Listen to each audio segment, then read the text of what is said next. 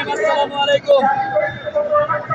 আমাদের জাতীয় দল বিএনপি দীর্ঘ 17 বছর আন্দোলন সংগ্রামে এই স্বৈরাচার ফ্যাসিস্ট স্বৈরাচার শেখ হাসিনার পতন আন্দোলনে দীর্ঘ 17-18 বছর সক্রিয়ভাবে রাজপথে ছিলেন।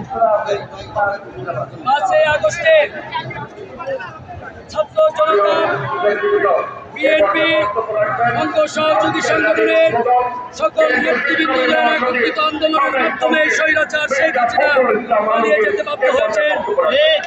আজ 6 আগস্ট স্বৈরাচার ফ্যাসিস্ট এই দেশ থেকে বিতাড়িত হয়েছে, আজকে পঞ্চমপূর্ণ হলো।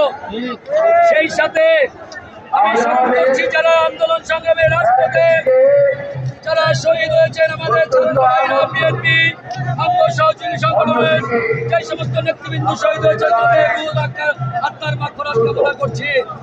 সেই সাথে একটি কথাই বলবো, এই স্বৈরাচার ফ্যাসিস্ট আন্দোলন, সেই স্বৈরাচার পতন আন্দোলনের 17 বছর বিএনপি মাঠে ছিলেন।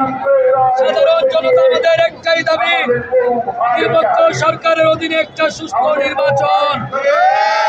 নির্বাচনের জন্য 17-18 বছর আমাদের জাতীয় দল বিএনপি আন্দোলন করে গিয়েছেন স্বৈরাচারের বিরুদ্ধে।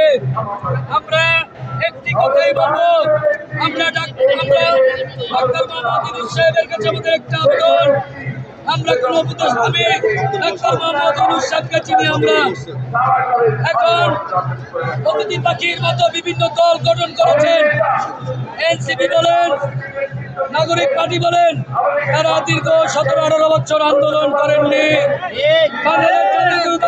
বিএনপি আন্দোলন করেছেন একমাত্র একটা ভোটের রাজনীতি, একটা ভোটের সরকার প্রতিষ্ঠাতা করার জন্য, প্রতিষ্ঠা করার জন্য। 17 বছর আন্দোলন সংগ্রামে বিএনপি রাজপথে ছিল। তার একটাই কারণ, একটা সুষ্ঠু নির্বাচন হবে। এই দেশের সাধারণ জনগণ ভোটের মাধ্যমে নির্বাচিত একজন সরকারকে তারা চয়েস করে একজন প্রতিষ্ঠিত সরকার গঠন করবে এই দেশে। কিন্তু আমরা ডাক্তার ইউনূস সাহেবকে বলবো, আপনি দ্রুত নির্বাচনের ব্যবস্থা করুন, তাহলে এই দেশে বিশৃঙ্খলা ও অরাজকতা আরো বেড়ে যাবে। এই আশা ব্যক্ত করে আমি আমার সংক্ষিপ্ত বক্তব্য শেষ করছি।